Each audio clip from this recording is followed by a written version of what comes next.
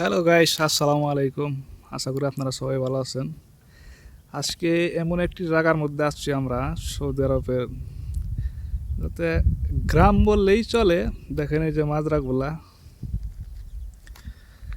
মাজরা এখন বর্তমান কিছু নাই, এই যে সব কিছু কাইটে এখানে ফালাই দিছে। দেখেন আপনারা, ওই দিকে একটা মাজরা আছে।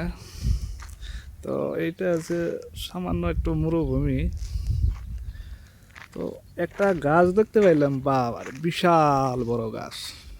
এ তো গাছ তো নয়, মনে হয় একটা পাহাড়।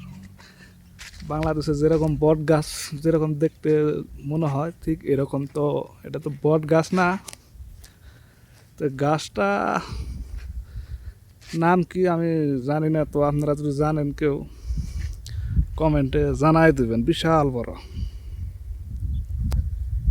এই দিকে যে আরেকটা আছে, এই যে এইদিকে, এই যে দেখছেন কত বড়, বিশাল বড় বট গাছ।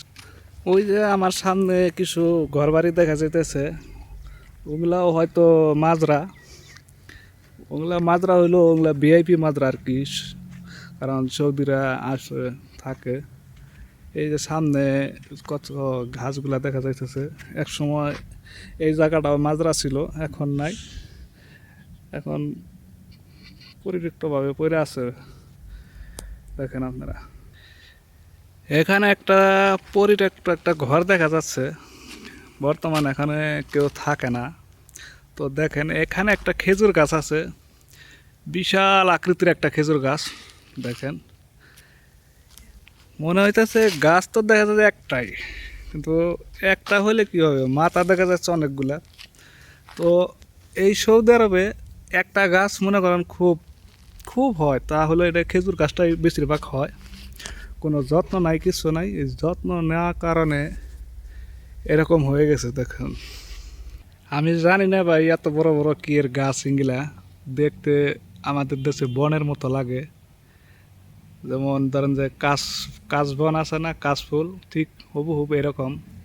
দেখেন বিশাল বড় বড়, অনেক বড়, বিশাল